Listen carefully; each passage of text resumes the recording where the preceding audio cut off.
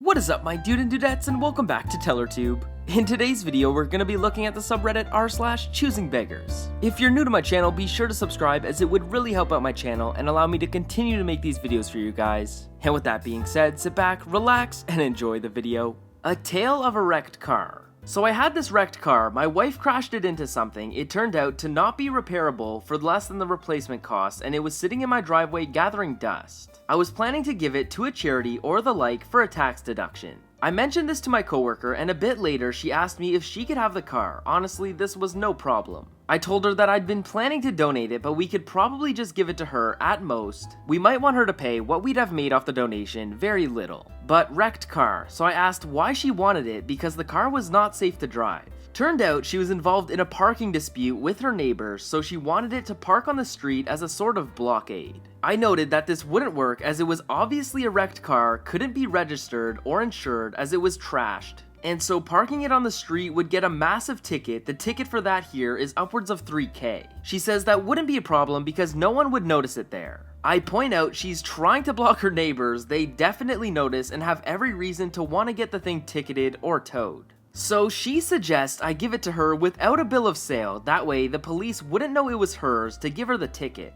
I point out that this would mean the ticket would go to me instead. She tells me that if I got the ticket, I could just tell the police that I had sold it to some guy. We're both in a line of work where lying to the police would have way bigger consequences than just the usual being barred from working in our field would be an expected result. I told her no, that wasn't happening. I'd be happy to give her the car for free with a bill of sale, but otherwise no deal. Not only was she no longer interested, but she kicked off harassing me at work until eventually she was fired. So in summary, not only did she want the admittedly wrecked car for free, but she also wanted me to eat the $3,000 ticket for her scheme to fight with her neighbors, and to lie to the police and risk my career for her. When I said no, she raged out and made my life miserable for a few months until eventually she took it far enough to get fired.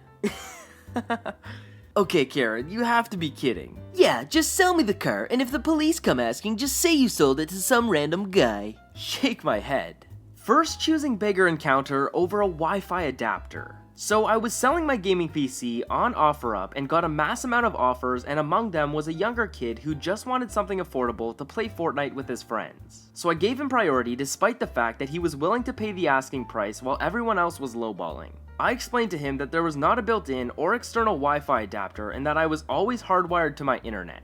He said it was fine and that he would be over shortly. About 30 minutes later, he arrives with his mother who drove him. He had to be no more than 15 years old. He takes a look at all the items that I was including in the listing, peripherals and such, and says it'll work just great for him. We begin loading the items out to his mom's car when I hear her ask me, choosing beggar. So, it can connect to the internet, right? Right off the bat, aggressive for no reason. Well, yes, but it needs an adapter or cable to plug directly into the internet.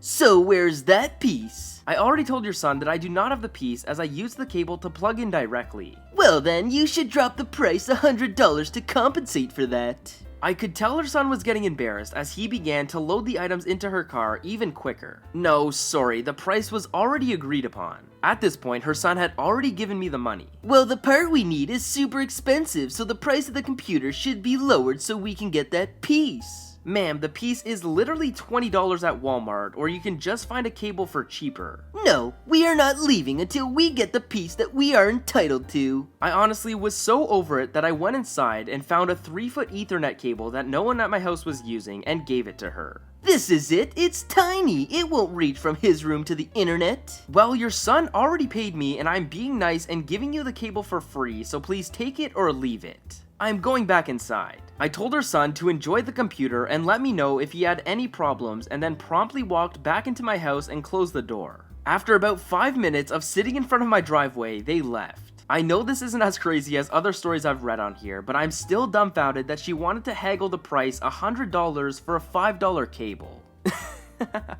Oh, Karen. What the heck? I want $100 off or the cable for the internet. Karen, you could literally go buy one for $20 at Walmart. It's not the end of the world.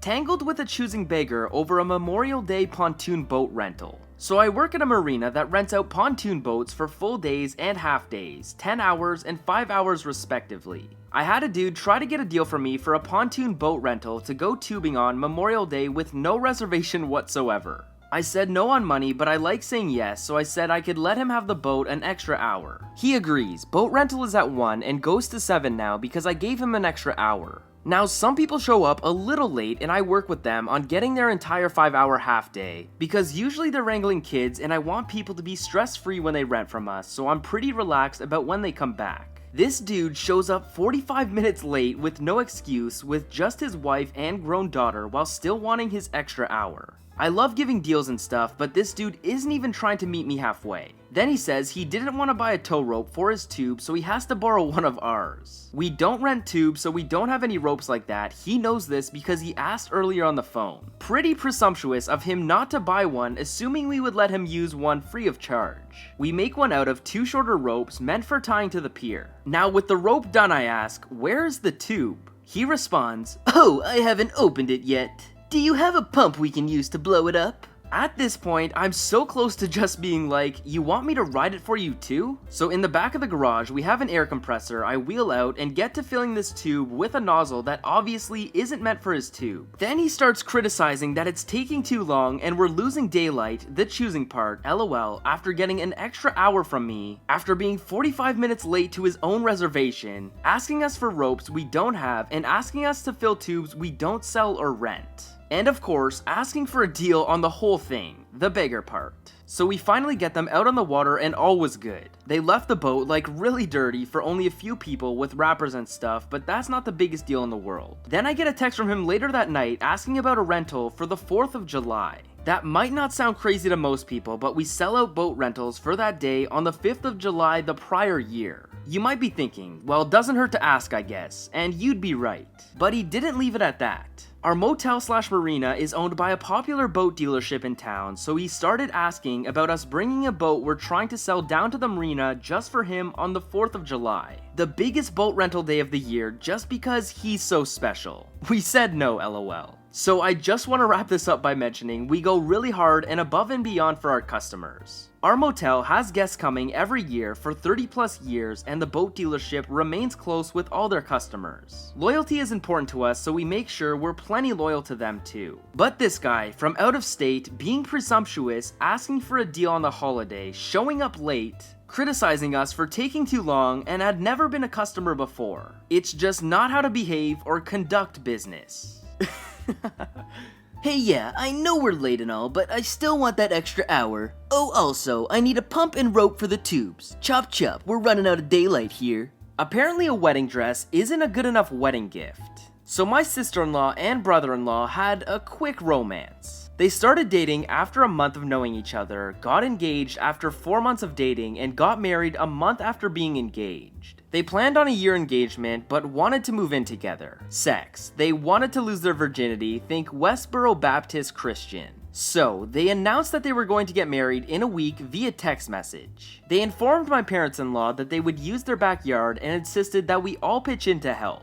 So, my hubby and his parents took off work to clean and renovate a rather neglected backyard. I was able to cut my hours and help as well. I sewed her dress and her maid of honor gown. If those had been commission gowns, they'd have been $1,500 or so USD each. I didn't charge her for my time or material. My husband bought a few $1,000s worth of material to build a dance floor, upgrade the porch, and other stuff. Their 6th anniversary is happening soon, and we got a text from my sister-in-law. She pointed out that money is tight right now. Shouldn't be, but see another post about that. She asked me to please send money for the anniversary and to send money that I forgot to send for their wedding gift.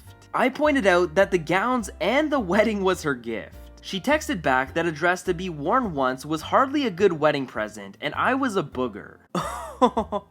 Yikes. Hey, yeah, I know you spent thousands of dollars to make my wedding dress and stuff, but I need some more money for my anniversary. Also, the wedding dress doesn't really count as a gift, so I want even more money. Shake my head. Anyways, I hope you guys enjoyed today's video. If you did, smash that like button as it would really help me out. Subscribe to my channel so you can stay up to date with my latest videos, and I will see you guys in the next video. Peace.